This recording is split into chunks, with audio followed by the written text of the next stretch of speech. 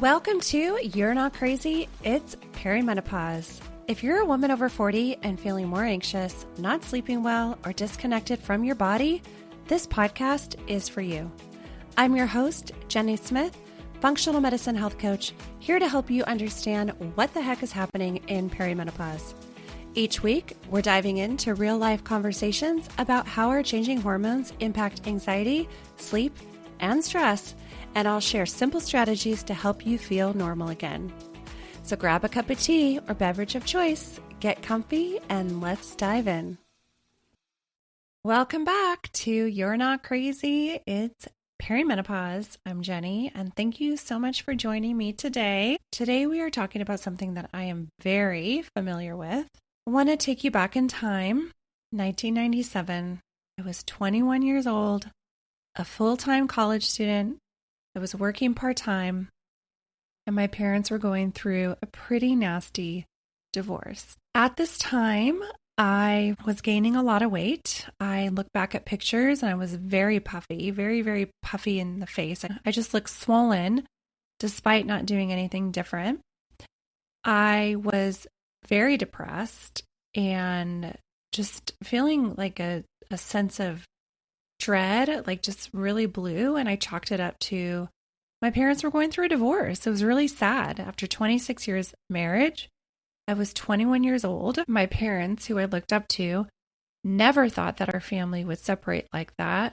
Regardless of my age, even though I was an adult, it was very traumatic for me. It was a really hard time in my life. I was also really tired all the time. And I just thought, okay, well, I'm doing a lot. Like I'm in school full time. I'm working part-time hours. I was not taking care of myself. I can tell you that right now. I mean, I was a college student. I ate fast food all the time. I didn't sleep very well. I was drinking a lot on the weekends and sometimes during the week. At Taco Tuesday, Sunday Fun Day, it just was a lot of things that I was doing that were, I would say, pretty common for college students, but also because I was going through so much that it was a coping mechanism for me. And I just kept thinking, okay, well, this is all happening because of everything going on in my life. Then I had a really crazy, abnormal symptom that scared the bejesus out of me. And what happened was I was starting to have discharge in my breasts. Like it was like I was lactating. And if I squeezed my boobs, I was like, it was not, I wouldn't even say it was like milk, but it was almost like I was lactating. And I'm like, what the heck is going on with me? I was like mortified. I was scared. I was barely talking to my mom at this time because I was so angry with her because of everything that had happened with my parents. I went to my doctor and I told him, like, I'm lactating and I'm not pregnant. There's no way I'm pregnant. So he was like, ding, ding, ding, ding, ding. And I love this doctor because it's almost like he knew. As soon as I told him that this is what is happening to me, he knew and he tested my thyroid and he's like, you are dealing with hypothyroidism. And I had talked to my dad about it. I remember telling him that, my doctor has diagnosed me with hypothyroidism. I think my aunts on my dad's side of the family had it and my mom had it. So like it was in our family. And my doctor was like, you'll need to take medication to manage this for the rest of your life. This is why you're gaining weight. This is why you're puffy. This is why you're lactating. This is why you feel depressed, even though you have valid reason to be depressed. Your life has been turned upside down with your parents going through this ugly divorce. So it was just a really crazy time. And my dad's like, okay, if you're going to be on medication for the rest of your life, you need to go see an endocrinologist. So I did and got a second opinion. And this endocrinologist said, if you were a 40-year-old, now mind you, I was 21. He said, if you were a 40-year-old, your thyroid labs are so low that you wouldn't be able to get out of bed. That's how low they were. So he's like, you absolutely need medication. And so medication I started taking and it helped. I felt better. I stopped lactating. I started losing weight. I lost the puffiness, but no one, and I mean not one of them, the endocrinologist or my practitioner said, hey, there might be some lifestyle things going on right now. Your stress might be contributing to what's going on with you. And our thyroid is deeply, deeply sensitive and impacted by our stress. So today, we are going to be talking about something that gets missed all the time with perimenopausal women is thyroid. And this is what I see over and over again is women are feeling just a lot of horrible symptoms, and they're going to their doctors and they're running their labs, and they tell them, your labs are normal. Everything seems fine. I'm going to talk to you today about how your thyroid changes during perimenopause, what the symptoms are, and how it can overlap with our hormonal changes, and the testing that you actually want to ask for to determine how your thyroid is functioning. And our thyroid matters so much, and it matters because it is our body's metabolic control center. It impacts your energy, your brain, which is what it was doing to me. It was telling my brain that I was pregnant and to start producing milk, and it's just so wild how our thyroid hormone can make those changes in our body. Like it's crazy. So it impacts your mood, your weight, your hair, and your skin. You can lose your hair, especially like around your eyebrows, like the outer edges of your eyebrows. You start to have really thinning hair around there. That's a clear indication of a thyroid disorder. It impacts your digestion and your tolerance to stress. If you're highly stressed, it will impact your thyroid. So even if your thyroid is off a little bit, you will feel it. Now let's layer on perimenopause on top of that, when your hormones are already fluctuating, and it can feel like everything is unraveling all at once and you feel just terrible. So this is where it can get really confusing because the symptoms do overlap, and the symptom of thyroid dysfunction and perimenopause, they look very similar. So things like fatigue, brain fog, weight gain, anxiety or depression, poor sleep, thinning hair, feeling cold all the time, all of that can be easily convinced that it's your hormones and perimenopause. And sometimes the thyroid isn't even looked at. But your thyroid is a big part of this picture because when your hormones shift, your stress increases. Now remember, our stress tolerance gets lower when our hormones drop and our hormones fluctuate. So that's why we can't handle stress like we used to. And when that happens, we get systemic inflammation in our body, and that will trigger our immune system. And then when that gets triggered, then our thyroid becomes a target. So it affects our thyroid, which is a hormone. So there's a lot of hormones involved that can be very complex. And this is why it's really important to be working with a practitioner that can test you correctly. So you get a big picture, you know what's going on.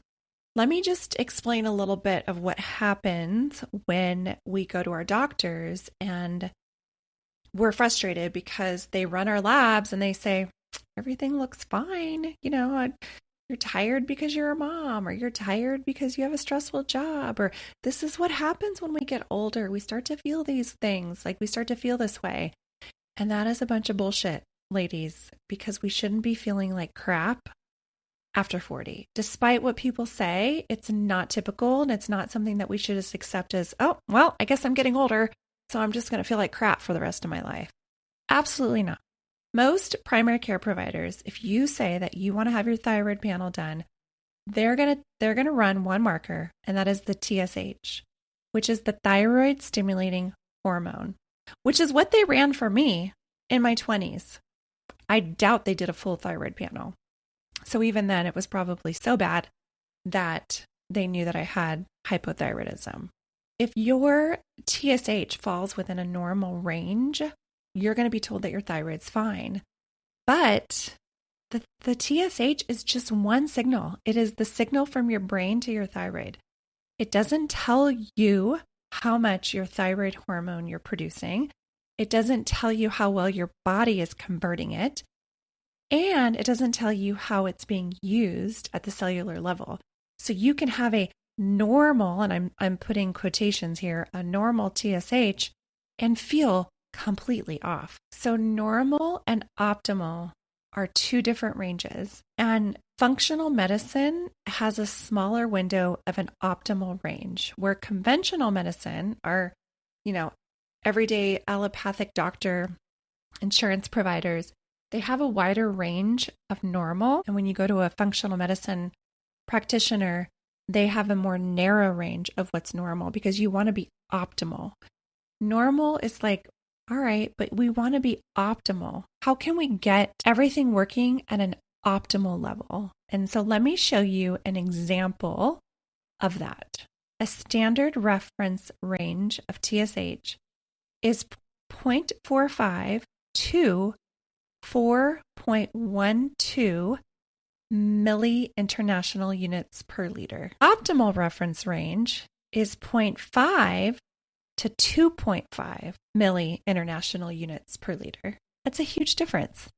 Standard reference is very different from optimal. So that's why you want to make sure that whatever your results are, that you are in an optimal reference range. And this is something that I do talk about with my clients, is what that optimal looks like in a functional medicine lens versus what is being identified in our conventional medicine guidance with our doctors and what they're looking at. Let's talk about what we want to test outside of just TSH, because we need to have the comprehensive full thyroid panel to know what's happening. We want to look deeper. So here are the markers that are going to give you a complete picture. So your TSH you want to have done, because this is signaling from your brain to your thyroid, the hormone of what's happening. Like, this is telling your brain to talk to your thyroid to start, functioning. Then you want to do a free T4.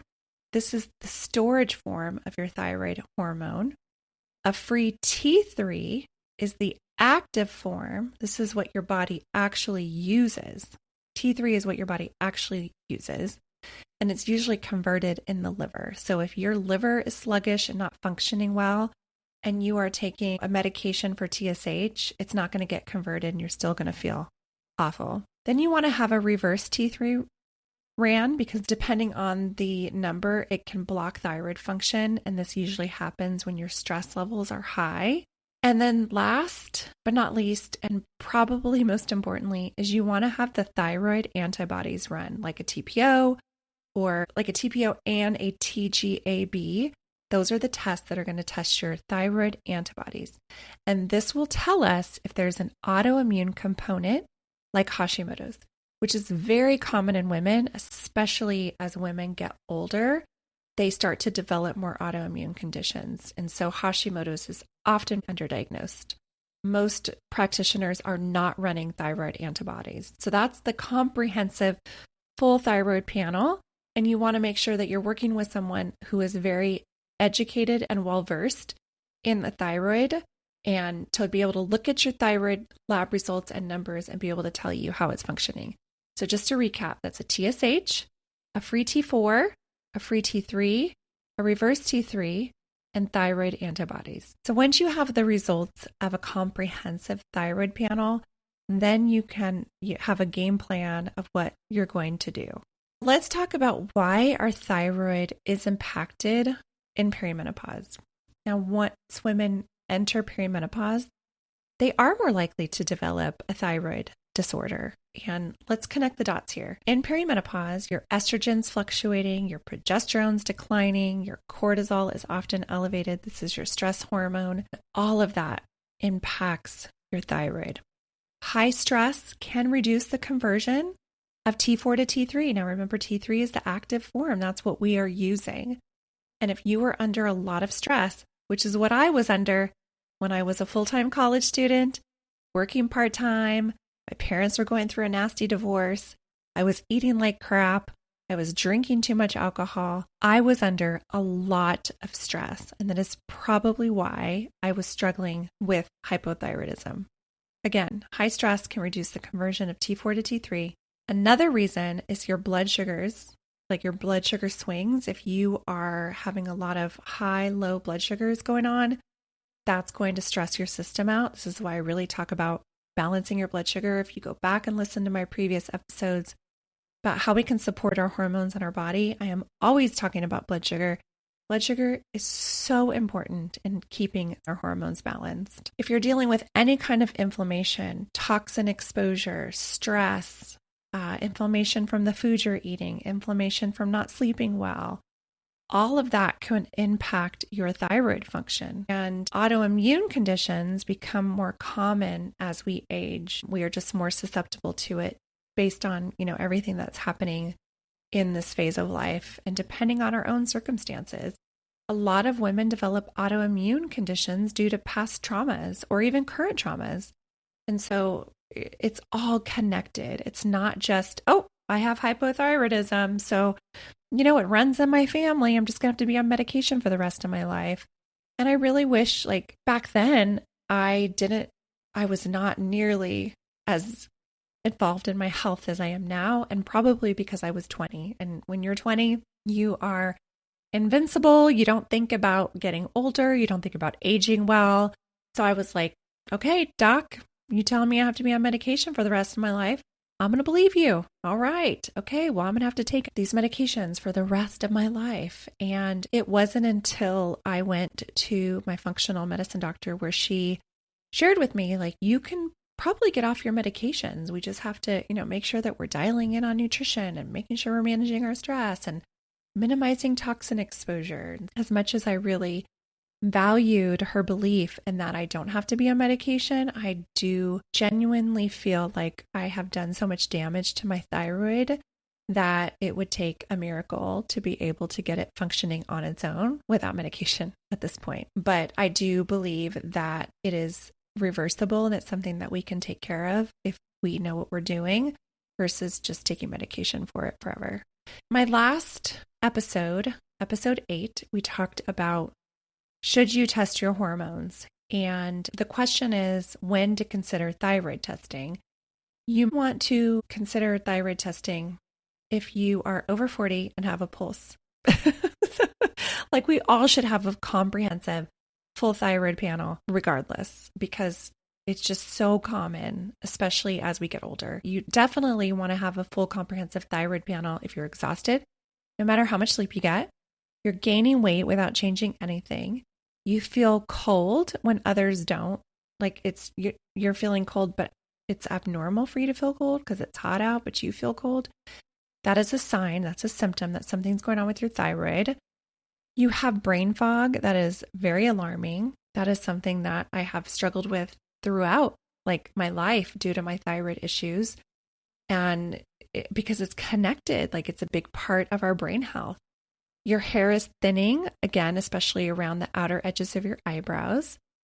And you just feel like your body is slowed down and you're not really sure. So it's in addition to if you're going to have your sex hormones done like estradiol, progesterone, testosterone, it's a good idea to have your thyroid panel done, a full comprehensive thyroid. And you want to let your provider know that you want a full comprehensive thyroid panel run, not just the TSH. That practitioner is not willing to do it, then you need to find someone that knows what they're doing with thyroid health and have that run. Endocrinologists will do a full thyroid panel. Functional medicine practitioners, naturopathic doctors, they will all do a full thyroid panel. That answers your questions with thyroid health. What does it look like? How is it connected with perimenopausal hormone fluctuations and decline? And what can we do about it? Let's just say we are dealing with a thyroid disorder and we need to spend some time nurturing our thyroid. What are some things that we can do? Testing is a helpful tool in determining where we are, and medication is very helpful. Now, that is something that has absolutely 100% helped me.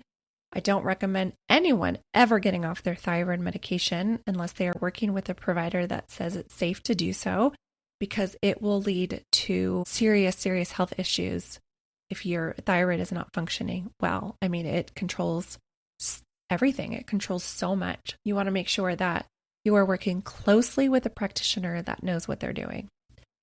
I also want to remind you of going back to the basics. Now, I am an expert in lifestyle medicine.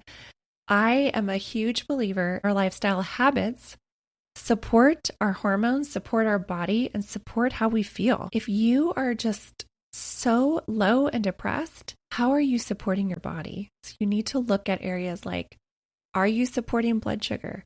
Are you eating enough protein and fiber? Are you getting enough micronutrients? Are you getting enough fruits and vegetables?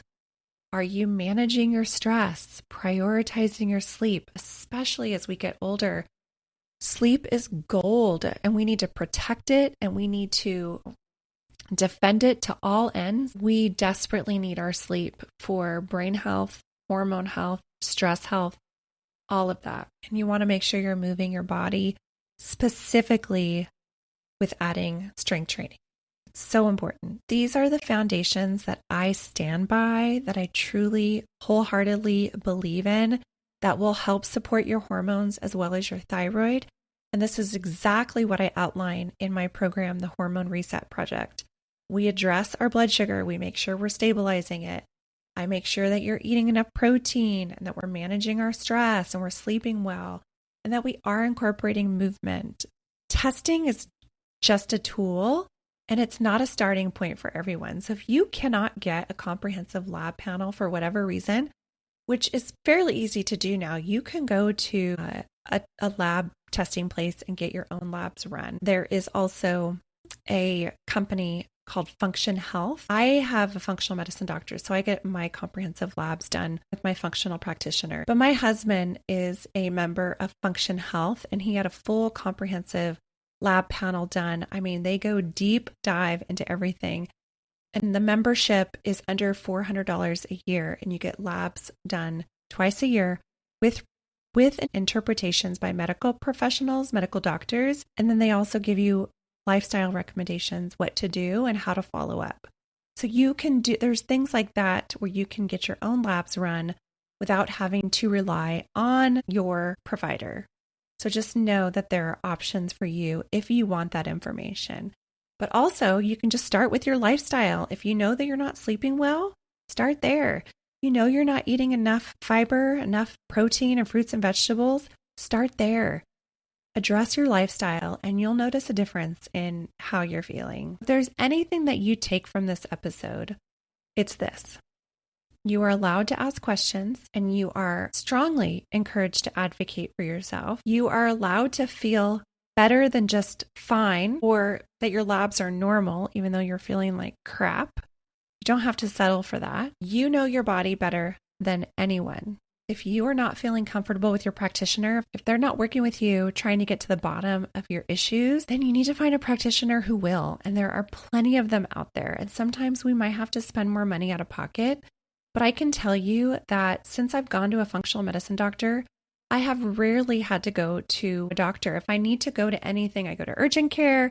And then I have a gynecologist I go to for my regular health screenings, like my mammograms and pap smears, things like that. But I have not had to go back to a general practitioner.